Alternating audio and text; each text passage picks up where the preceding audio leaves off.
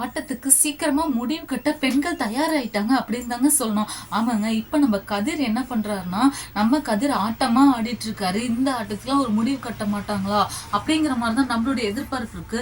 இந்த எதிர்பார்ப்புக்கு இடையில இன்னும் என் போலீஸ்க்கு நம்ம இன்னும் பெண்கள் கால் பண்ணாமலே இருக்காங்க அப்படிங்கிற ஒரு கேள்வியும் இருந்துட்டு இருக்கு. இந்த 3 ரகசியத்தை பத்தி தான் நாம இந்த வீடியோல பேச போறோம். இந்த வீடியோ உங்களுக்கு பிடிச்சிருந்தா லைக் பண்ணுங்க, மறக்காம சேனலை சப்ஸ்கிரைப் பண்ணுங்க. ஆமாங்க, இப்ப பாத்தீங்கன்னா நம்ம கதிரோட ஆட்டம் சும்மா வெறித்தனமா இருந்துட்டு இருக்கு. நம்ம கதிருக்கு மேக்ஸிமம் தெரிஞ்சதெல்லாம் என்ன அப்படின்னு பாத்தீங்கன்னா, சத்தம் போடுறது, பயம் போர்த்துறது, மத்தவங்கள எரிச்சல் ஊட்டுறது, இதெல்லாம் மட்டும்தான் நம்ம கதிருக்கு தெரிய வருது. ஆனா இருந்தும் பெண்கள் ஏன் இந்த நிலைமையிலையும் கூட பொறுமையா இருக்காங்க அப்படின்னா, நம்ம பெண்கள் தனித்தனியா நிக்காம ஒன்னா போராட போறாங்க. அது மட்டும் இல்லாம இப்ப நம்ம பெண்கள்லாம் ஏன் அமைதியா இருக்காங்க அப்படின்னா, இந்த ஆட்டம் எது வரைக்கும் போக போகுது, நம்மளுடைய கதிர் இப்ப தானா ஆடல, ஒருத்தர் கீ கொடுத்ததுனால தான் நம்ம கதிர் ஆடுறாங்க அப்படின்னு புரிஞ்ச பெண்களுக்கு இந்த பிரச்சனையை எப்படி சால்வ் பண்றது அப்படிங்கிறதையும் புரியணுங்க.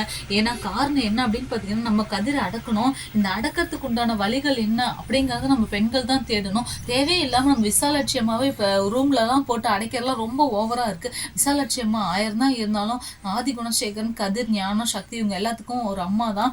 ஆனா இதெல்லாம் எதையுமே புரிஞ்சுக்காம நம்ம கதிர் ரொம்ப காட்டு மிராண்டித்தனமா நடந்துட்டு இருக்காரு அப்படின்னு தான் சொல்லணும். இவ்வளவு பிரச்சனையிலும் நம்ம பெண்கள் முன்னேற்றத்தை எப்படி பார்த்தாலும் நின்று தான் இருக்காங்க. ஆனா இருந்தும் தமிழ் சோறு நடக்கவே கூடாது, இந்த உணவகம் நடந்துச்சு அப்படின்னா இவங்க இனிமேட்டுக்கு நாம தோத்த மாதிரி அப்படிங்கிற மாதிரி நம்ம கதிர் நினைச்சிட்டு இருக்காங்க. ஆனா பெண்கள் அப்படி கிடையாதுங்க. தமிழ் சோறை எப்படி பார்த்தாலும் தலை நிமித்த வைக்கிறோம் அப்படிங்கிற மாதிரி போராடிட்டு இருக்காங்க.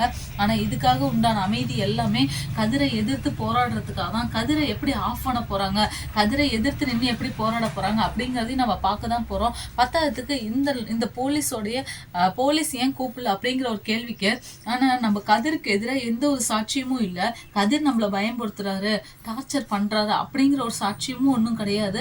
கதிர்க்கு எதிராக எந்த ஒரு ஆதாரமும் இல்லை அப்படின்னு தாங்க சொல்லணும். இது 3ம் இல்லாம நம்ம கதிர் மேல எந்த ஒரு கேஸ் கொடுத்தாலும் அது செல்லுபடி ஆகாது அப்படின்னு தான் சொல்லணும். பத்தாவதுக்கு நம்ம ஜனனி வேற ஒரு பக்கம் நந்தினி கிட்ட ஃபேமிலி ஒரு எமோஷனலா காட்டி பேசுறாங்க. தாராவுக்காகவாது கதிரை நீங்க மன்னிச்சுதான் ஆகணும் அப்படிங்கிற மாதிரி பேசுறாங்க.